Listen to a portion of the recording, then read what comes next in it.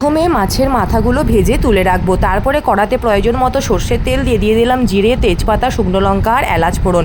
সুন্দর গন্ধ বেরোলে দিয়ে দেবো ডুমো করে কেটে রাখা আলু দিয়ে প্রথমে কিছুক্ষণ ভেজে দিয়ে দেবো আমি একটা বড় সাইজের ঝিরি করে কেটে রাখা পেঁয়াজ। বেশ কিছুক্ষণ আলুর সঙ্গে নাড়াবো। তারপরে দিয়ে দেবো একটা মশলার পেস্ট। এখানে আছে আদা বাটা, তার সঙ্গে জিরে, ধনে, হলুদ গুঁড়ো, লাল লঙ্কার গুঁড়ো আর কাশ্মীরি লঙ্কার গুঁড়ো আর একটুখানি ভাজা জিরে গুঁড়ো একসঙ্গে একটা পেস্ট করে নিয়ে দিয়ে দিয়েছি। ভালো করে কিছুক্ষণ মশলা কষিয়ে নিয়ে পেস্টটা দিয়ে তারপরে দিয়ে দেবো একটা বড় সাইজের কেটে রাখা টমেটো। তারপরে টমেটোর ওপরে দিয়ে দেবো একটুখানি নুন। টমেটোটা গলা অবধি ওয়েট করব। টমেটোটা গলে যাওয়ার পরে তারপরে আমি একটা ছোট ঝিরি করে কেটে রাখা বাঁধাকপি দিয়ে দেবো। দিয়ে ভালো করে সব কিছুর সঙ্গে একসাথে মিশিয়ে নেব ঢাকা দিয়ে দেবো স্বাদ মতো মিষ্টি, মানে স্বাদ মতো নুন আগে দিয়েছি, আর এখন দিয়ে দেবো স্বাদ মতো একটু মিষ্টি, মানে গুড় দিয়েছি আমি এখানে ব্যালেন্সের জন্য।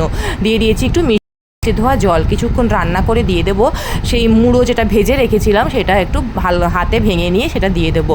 তারপরে ঢাকা দিয়ে বাঁধাকপি রান্না কিন্তু আমি আগেই দেখেছি, ঢাকা দিয়ে লো টু মিডিয়াম হিটে বেশ অনেকক্ষণ ধরে, মানে যতক্ষণ না বাঁধাকপি মজে যায় ততক্ষণ অবধি কিন্তু রান্না করব। একটা কচকচানি ভাব থাকে বাঁধাকপির চলে যাবে। অল্প জল দিয়ে ঢাকা দিয়ে এটা রান্না করতে হবে। তরকারি একদম মজে গেলে রান্না শেষে দেবো ধনেপাতা, ঘি আর গরম মশলা। তৈরি মাছের পাতা দিয়ে বাঁধাকপির ঘন্ট।